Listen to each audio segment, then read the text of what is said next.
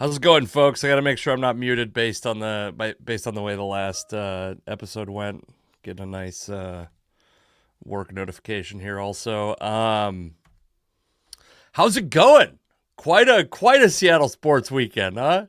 If you're a Seahawks fan, what a miserable weekend. If you're a Huskies fan, what a miserable weekend. It's tough time to be a Seattle sports fan right now. If there's any solace to be taken, and obviously I have the Seahawks box score on the screen right now. We're going to talk about that quite a bit. If there's any solace to be taken, this is one of the least interesting World Series of my lifetime. I can't bring myself to care. I will say I watched. I had a show on Friday, and I missed. I was like, I'm bringing myself to care. Maybe I can bring myself to care a little bit. I watched a little bit of it on like the Gamecast, and then I was there with my buddy Andrew Rivers, who's also a Mariners fan, and he was on stage about to come off, and we had like an interesting show format. I went up after, and I did have a thing. I'll talk about that in a moment. I had an interesting moment with an audience member there. Um. Anyway, though, I even missed the Grand Slam. Is my point. I missed the walk off Grand Slam on Friday. So yeah, just not a compelling World Series. I watched part of the. I went to a house, like not a. This makes it sound like a house party. It was a house concert at a friend of ours' house. Who there's a lady named Addison Agan, I think. She was on the Voice, and a friend of my wife and I is friends with her, and so she came and did a show in her living room. Which, by the way, also immediately seeing the internet issues. If they pop up, let me know. I did not even want to do this. I feel a little bit compelled to do this right now. Here's what I need to do today after this podcast. I need to take a trip to the dump, and I need to go hit some golf balls because I'm playing Chambers Bay on Wednesday, and I can't be as rusty as I am right now when I go to play Chambers Bay. If every concert was in my friend's living room and I could bring my own beer and sit on a reasonably comfortable chair, I would absolutely do that. In the last couple of years, I've gotten to experience a couple things. I got to experience a suite at Lumen Field. I got to know what a suite is like. I'd been to one suite before at when it was called Safeco Field, and I was in at the Rainiers at Cheney Stadium, our minor league baseball stadium in Tacoma. They have a thing called the Summit Club, which isn't officially a suite, but you get like free food and drinks, I guess it's not free because I'm sure people pay a lot of money for those tickets. I didn't pay for them, but you get unlimited food and drinks, and so I will say it's like hard to go back to going to a football game and sitting in regular seats. It's hard to go back to going to a baseball game and sitting in regular seats. And in the same way, the next concert I go to in 15 years, whenever I go to another concert, it's gonna be hard to not have it be in my friend's living room, convenient, inexpensive to attend. And by the way, did cost a little bit of money. We didn't skip that. They're not that good of friends. There was money exchanged hands, but money changed hands. Um, but yeah, what a fun way to take in a concert. I'm not gonna do any comedy shows that way, as far as like people coming to my house. But what I will tell you is, in the pandemic, I did a lot of like private shows at people's homes, in their backyards. And if you're early enough this year and you live in the Seattle Tacoma area, or if you live much further away but have a much larger budget, uh, yeah, I'll come perform in your backyard. I'll perform in your living room. I don't give a shit. I'll roast your family. Did I? Oh, I didn't get to do. I've never done stand up at a wedding. I know some comics who've done stand up at a wedding. I did officiate a couple weddings 2 years ago, and got to really just roast the bride and groom. Um, One of them was my sister. Another one was a friend. I would say I roasted the bride more of my sister's one because that's why they had me on. But anyway, yeah, this is like all just I guess like a way to avoid talking about the Seahawks game because what a fucking disaster. And I will say, I'm a guy that's like, I'm open to the idea of trading DK Metcalf. But you definitely, I think, saw the things that he affects that are not just his catches. Like, the passing game looked a lot worse.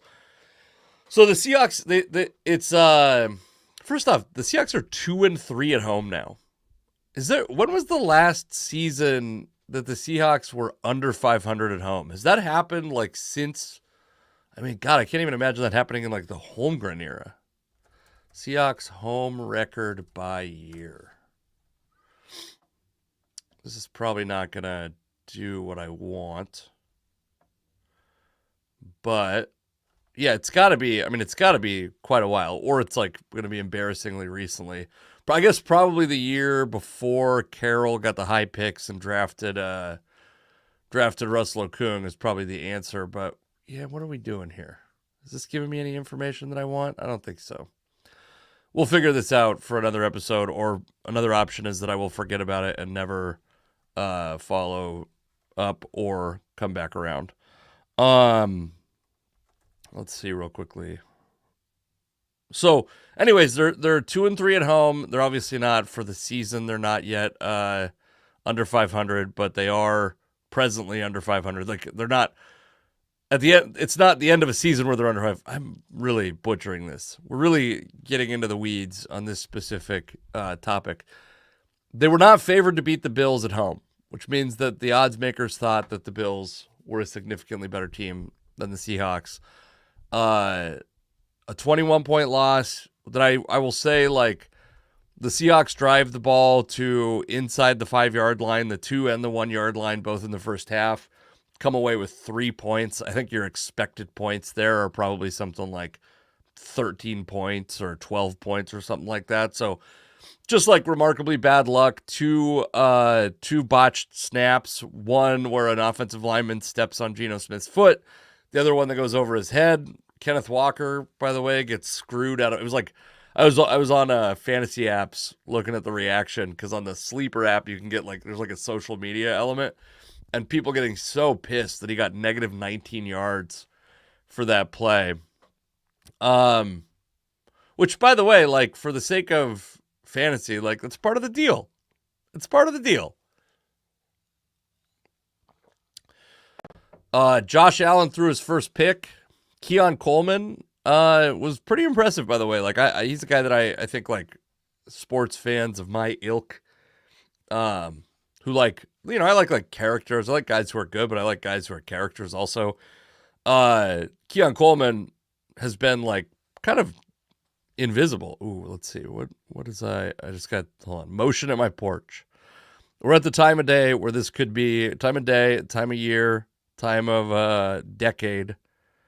Oh, good. It's the mailman. It could be the mailman. It could be a Jehovah's Witness. It could be a campaign person. And it's none of those. So, also, by the way, if the internet's fucked up, it seems like it might be. I'm getting like notifications. I didn't reset it before I started the podcast. I'll repost this as like if it is, I'll repost it as fixed as I can make it without the internet problems. But yeah, so Josh Allen throws his first pick, but just absolutely slices and dices the Seahawks. James Cook runs all over him. Same problems, different week. Ernest Jones, by the way, according to, and I don't know the legitimacy of this website necessarily, but according to footballguys.com, Ernest Jones played 100% of the snaps. He led the team in tackles. And I think this is a good example of, you guys remember London Fletcher? Is London Fletcher a Hall of Famer? He probably is a Hall of Famer. There was like several years where London Fletcher led all of football in tackles. Let's see if we can pull up London Fletcher on a Football Reference and see how many years he led all of football in tackles. Because I want to say it was like a crazy amount. Ooh, they don't have the info. Oh, they do. Okay, I guess it was just one. So in the years age 34 to 37, those 4 seasons, he made the Pro Bowl all 4 years. Never before that, which is surprising to me. But he had 100 plus tackles every year from 2000 to 2013. On, by the way, some of these defenses were absolute garbage. And I think this is a good lesson in, does the fact that Ernest Jones had 15 tackles and led the team in tackles, does that mean he had a good game? And it's, now, listen, put all the caveats in. The dude just joined the team. I'm not trying to say it was a bad trade because of this or whatever. I'm encouraged by the trade. I hope they extend him if they think he's worth extending, et cetera, et cetera. What I'm saying is the dude played 100% of the snaps, and the team got torched in the run game. They got torched in the pass game. And PFF says that he had like a sub 60 rating. It was like a 54 rating, something like that. Let's pull it up real quick, because 54.6 rating on Ernest Jones in his second straight game against Buffalo. One in Buffalo, one in Seattle. I will say, I mean, having this dude play 100% of the snaps maybe is the greatest indication of their low opinion of Terrell Dodson.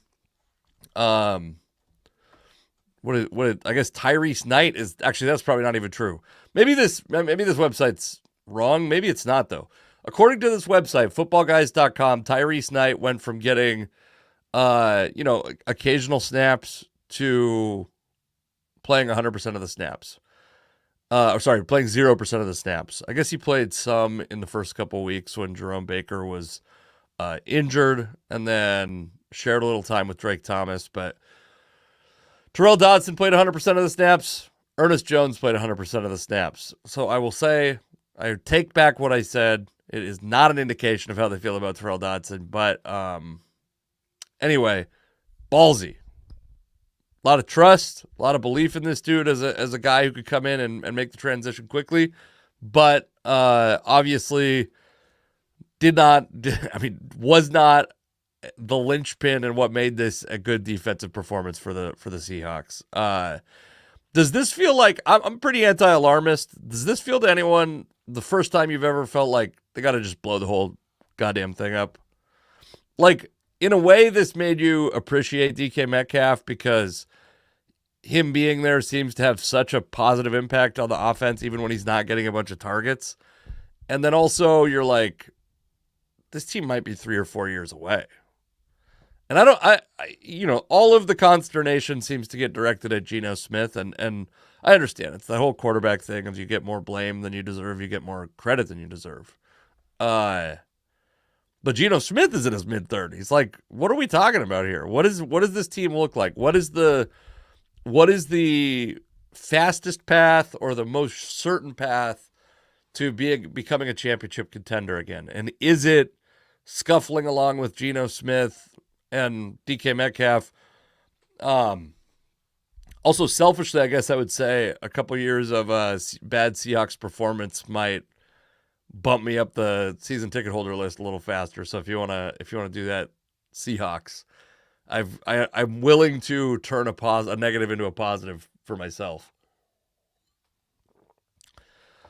I don't know. The Seahawks, I mean, you'd like to take these drives that got down deep into the red zone and make a positive out of them. But the Seahawks they got dominated in the run game on both sides of the ball. They did not run the ball well, and they got run all over. They got outgained in the passing game a ton also. And the pass rush wasn't incredibly effective. Like, Josh Allen looked pretty goddamn good and pretty comfortable, I thought. And it's just a game where you're like, the only solace to take out of a game like this, and it's been available to you, by the way, every game so far this year, is this team's still learning, or whatever we're saying at this point. This team is still learning. They're still new to the system. They could have, there's guys who are young. There could be like continued development. We might see Derek Hall continue to get better. We might see Boye Mafe continue to get better. Although Boye Mafe's played pretty damn well. We might see Terrell Dodson continue to get better. Obviously, Ernest Jones is going to be only going to become more familiar with the Seahawks defense than he is right now. So if there's a reason to have optimism, I guess that's like the only reason. But this made it, I will say, this performance, losing to the Bills this way in Seattle, it makes it hard to be optimistic about this Seahawks team. Do you guys agree? Also, like, I mean, Josh Jobe gets the interception. I think that's like the hallmark of the early Pete Carroll teams was not only winning the turnover battle, but like really being a risk to pick the ball off any play, being a risk to create a turnover any play. I thought they were like, and I guess that's the other cause for optimism is like, this is not a bend but don't break defense. This is like a big play, create turnovers, create sacks defense is what they are attempting to be. And maybe they don't have the personnel, probably won't have the personnel this year. Do you want to see the Seahawks make another trade, or do you think it's time to just like turn it in for the year, get what you can, do what you can with the people that are on the roster? But is there a player in the world, and I'm talking all positions, you talk Tom Brady out of broadcasting retirement? What do you think about him on the broadcast, by the way? I thought he was like he's just a generic broadcaster to me. The fact that he just like was betrothed to Greg Olson's spot seems stupid. I also will say, like, I guess I don't understand the hierarchy and why it's so important to be on the number one broadcasting team, or why they would really even rank the broadcasting teams in that way. But he was just like a generic dude. Give me your takes and whatever at our voicemail line at 5303 sports. You could text, you can leave a voicemail, and when we accumulate enough, we'll play some. Or you won't send enough, and we'll never do them. That's also fine. That's another option. Yeah, I don't know. Very, very discouraging loss from the Seahawks, and I think like a similarly discouraging loss from the Huskies. I will say through questionably legal means, I put some money on the Huskies because I thought that like this is an overhyped Indiana team. That was my opinion, and this is a Washington team that's not as bad as people think. And I mean they looked out of sorts. I will admit these 9:00 games, though I denigrate the players for not being able to handle waking up that early, they make it hard for me to watch. I went to my daughter's second to last soccer game at 9:00, and then we went to breakfast, and then by the time I got home, it was the second half, and the game was like mostly. By the time I got home, the game was like kind of largely not quite out of contention, but it never felt like anytime I was watching that the Huskies had a legitimate chance at this game. And again, it's like I've talked about it a bunch this year. The Jedd Fisch era just feels like it's going to be so temporary that it almost like, and tell me if I'm the only one. I mean, tell me if you disagree with me. I just want to like fast forward past, like, can we just go through the next 2 years when the cost of his buyout goes down and maybe he becomes an attractive coach for a program like Florida? Although if he's posting 500 records with a team that's coming off of a national championship game, I don't know that like the Florida folks are going to be beating down Jedd Fisch's door. But doesn't it just feel like it's like, I just feel like he feels like he's in charge of purgatory. And it's like the faster they can move on from him, and whether that means that Ryan Grubb leaves the Seahawks and becomes the Seahawks head coach, or Kalen DeBoer gets fired by Alabama and comes back. That's a question, by the way. I think I asked it to Gaby Lucas, but I'm curious to hear from you on that also. If Kalen DeBoer got fired at Alabama, would you take Kalen DeBoer back? Would you be willing to accept his return to So yeah, Mike Hansen says passing defense is way better, way different in the pros than college. I think this is in reference to Ryan Grubb. I assume maybe you started from the beginning, Mike. It is different, but he has like the Seahawks have led the league in passing yards. Like I don't think their passing defense has been a deficient, or their pass offense has been a deficiency. Including I think Geno Smith's played pretty well this year. He hasn't put a bunch of balls in for touchdowns. There are problems. I'm not saying there aren't problems, but I don't think Geno Smith's the problem. I don't think the passing game is the problem. I think the problems are so widespread and numerous that's why I'm saying just blow the whole thing up and start with a core of guys. And I'm not saying that's what I want. What I'm saying is, there was part of me on Sunday that thought the only answer to this, the only path back to a championship, is to blow the whole thing up. I've calmed down a little bit, but that might be. And I've avoided, by the way. I have friends who are very emotional on game day, and I have avoided that. It just felt to me very much like the Seahawks were.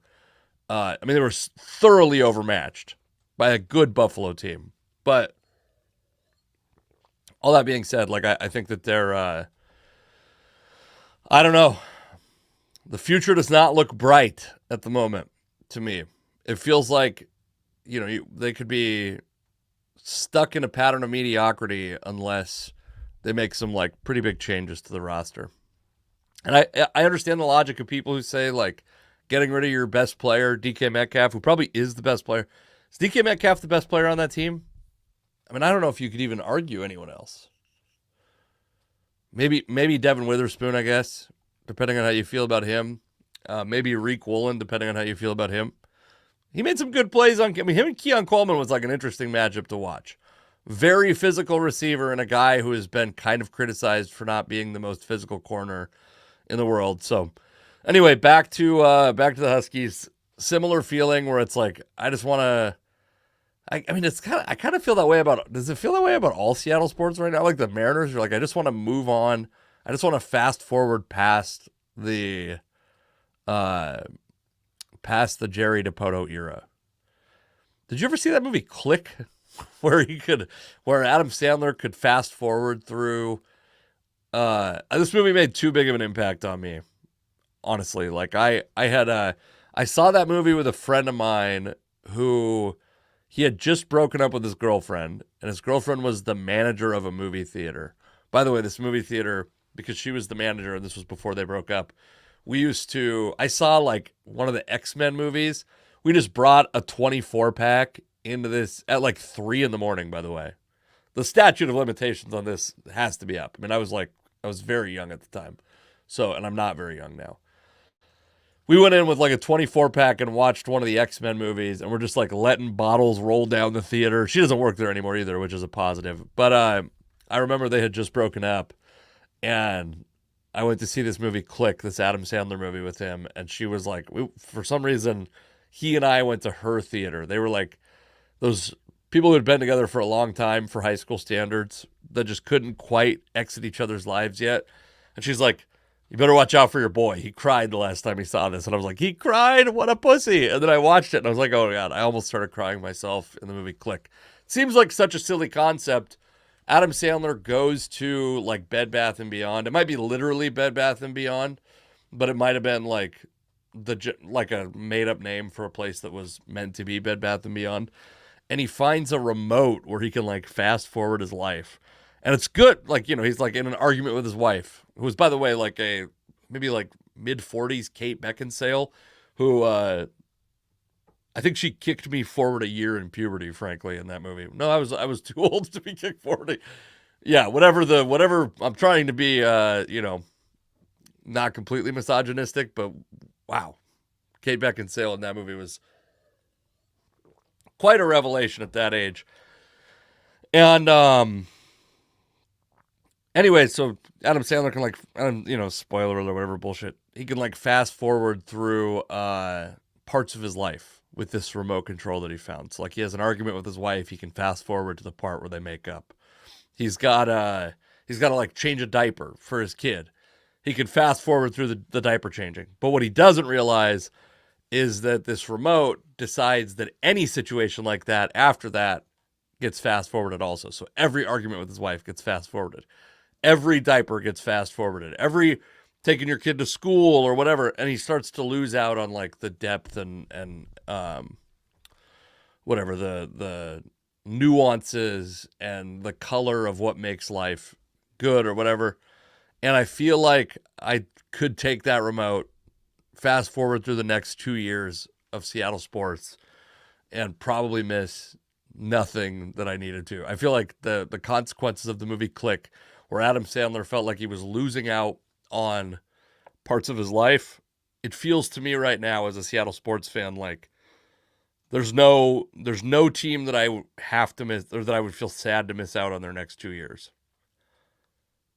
Does this mean anything to anyone else? Probably not. Did anyone else even see the movie Click? Was I the only one? I mean, it probably did well. It's a Sandler movie, but we'll talk about the Dwayne Wade statue. By the way, we'll talk about that on Thursday, and because I gotta go to the dump.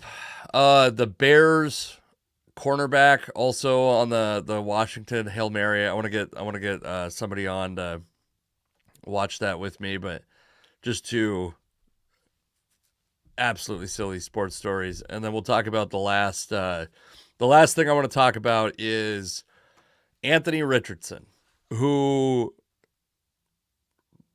when he got taken 4th overall, there were a lot of rumors that the Seahawks, if he had lasted to the Seahawks at 5, when they end up taking Devin Witherspoon, if Richardson was there, they were going to take him. And I thought that was interesting. I have no like emotional tie to Geno Smith or to Drew Lock, nor to Anthony Richardson. At the time, I thought it would have been interesting because the guy's one of the most dynamic athletes in sports. And I think like if you take that guy and you create packages for him, if you put together like Taysom Hill packages for Anthony Richardson, and I don't mean, I guess, the Taysom Hill that exists now. They're like, how many passes does Taysom Hill throw a year? Let's see, Taysom Hill reference. What are you putting out there, Taysom? What a dumb name, by the way, Taysom. Where's your passing stats, Taysom? God damn it.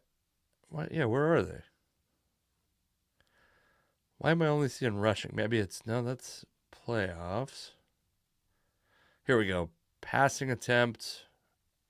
This can't be right. It's his last. This is the last year he's had significant attempts, was 2021, but he can't have had no. No, okay. He's got. So like this year, Taysom Hill has 1 passing attempt. 22 and 23, he had 19 and 11 passing attempts. So I thought that a good way for Anthony Richardson to ingratiate himself into the NFL without the pressure of being like a top overall pick franchise quarterback that had to start and produce right away would have been to come to the Seahawks and be a guy who plays 15 or 20 downs. So he's in there to pass. He's in there to catch balls. He's in there to run.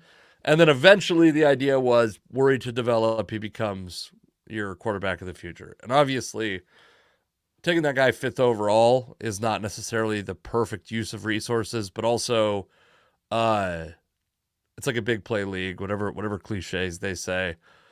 So the Colts take him at 4.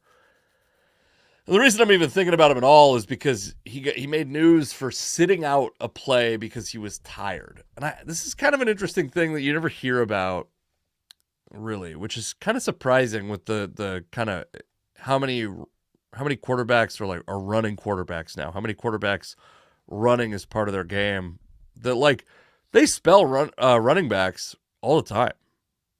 Guys come in for 1 or 2 carries and then go sit out for 1 or 2 downs.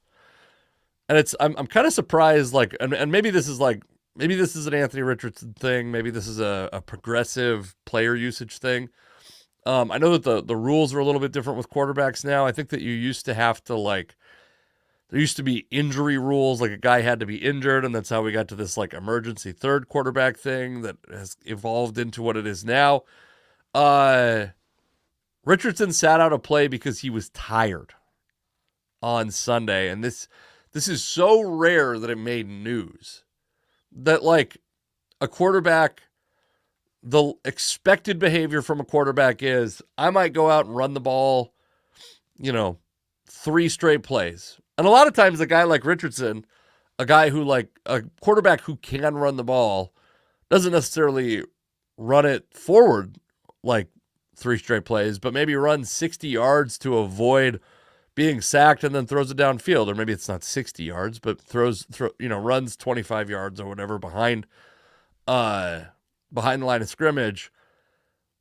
And all it really did, I would say, is made me examine what the Seahawks would look like if Anthony Richardson if that pick had happened. And first off, I think it doesn't change the outcome of Pete Carroll staying in Seattle. Like Pete Carroll's gone either way. Maybe the only caveat to that is with a rookie quarterback, maybe they give him another year to try to like figure it out. But Richardson played 4 games last year and had points where he looked great. He's obviously, like I said earlier, is a tremendous athlete, maybe the best arm in all of football, at least among starting quarterbacks. I think maybe Joe Milton has the actual claim to that, but Richardson is completing 44% of his passes. And you can do a lot of things to inflate completion percentage. You can't do a lot of things that make 44% completion percentage acceptable and sustainable as a successful player. Even, by the way, he leads the NFL in yards per completion, which, is not necessarily a surprise, or these things could be correlated. Maybe the targets that he's seeking out are more difficult targets further downfield, and that's that. But even with that, you just can't sustain a passing attack when you're completing less than half. I mean, like standard in the NFL now is 60+%, basically. If you're under 60%, you probably should not be a quarterback in the NFL. If you're completing, 44.4% of your passes, even if you are completing them for 16.2 completions, you're probably averaging a 3 and out. Unlike, if you're randomly sequencing, or you're not averaging, I suppose, but the median outcome of a drive is probably a 3 and out. Because, is that even right? Am I right about that? Probably not. But at least not scoring. You're at least not creating a bunch of scoring drives. It's unsustainable. And also, by the way, like, the problem with a guy like him, and we're seeing this with other quarterbacks, obviously Tua is the most, and I'll pull up this is Richardson. He's running the ball some 35 yards on Sunday. Best game of the year. He's not dominating the game with his legs the way that Lamar Jackson. No, I'm fucking stupid. I am stupid. 45 yards on Sunday, 56 the week before. Still not dominating. I was looking at sack yards. Still not dominating the way that Lamar Jackson is. And Lamar Jackson is the guy. I mean, Lamar Jackson is the guy. He's the resurgence of scrambling, or whatever you want to call them, quarterbacks, of running quarterbacks, is because Lamar Jackson is a strong NFL passer, in addition to being one of the best athletes around.